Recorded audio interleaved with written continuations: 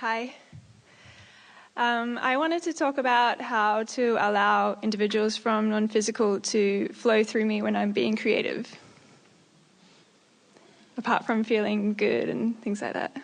It's our favorite question these days, a favorite subject, certainly, because we get to be the non-physical that gets to flow through.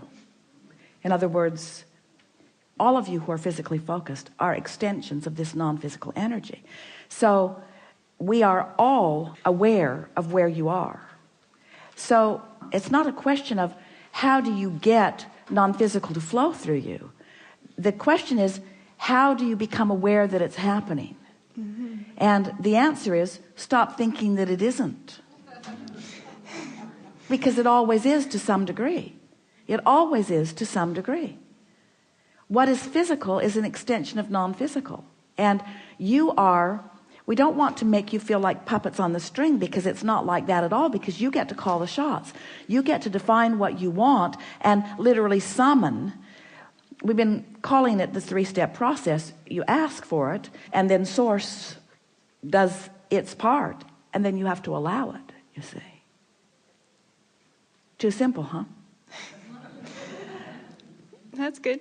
What you do is you notice when it is happening. That's the best thing. When it is happening, active. Just make lists of all the times that you know that it is happening. And here are some signals. You're moving through your day. You're focused upon something else. But the thing that you're focused upon is feeling good to you, but it's off the subject of your creativity. And in the middle of that thought, another thought comes that is not related to anything that you were consciously thinking. It came on the same vibrational wave current, and you were the receiver of it. As Esther was coming to the hotel in the car yesterday, she's thinking about this beautiful state and how much time she has spent here. And she is hearing Jerry sort of commenting about the orange blossoms and the orange trees. She can feel his enthusiasm for what she is seeing out the window.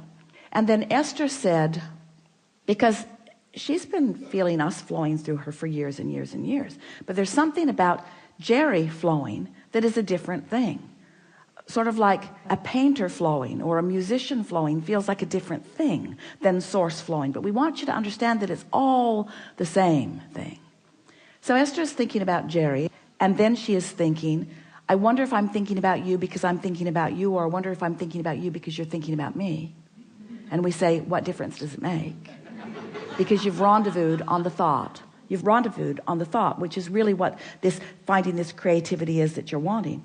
And so then Esther is saying in her mind, all right, I know you're here, but I so like to hear you. I so like to see you.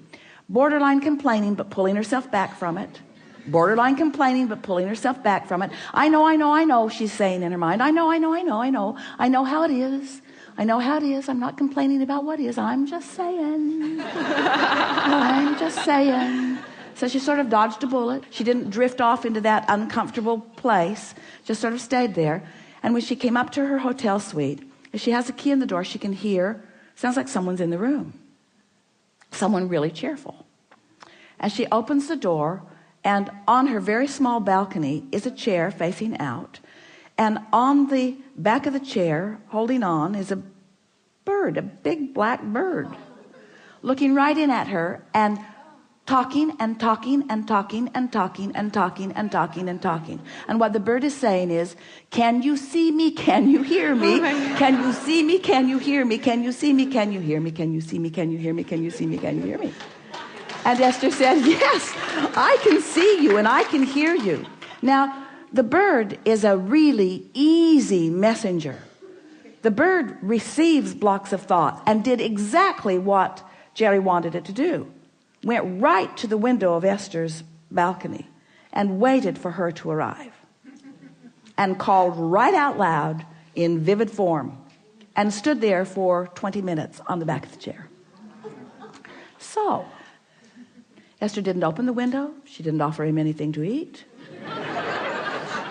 She just stood in appreciation of her ability to witness the creative translation of the bird.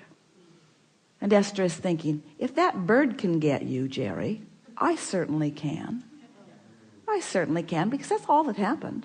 The bird got an impulse to go cling to a chair and chirp. Not any chair, a specific chair. And not briefly, for a long, long time. You see what we're getting at? You have the ability to receive. You do. If the bird can do it, you can do it. It's the same thing. Yeah? Thank you. Yeah.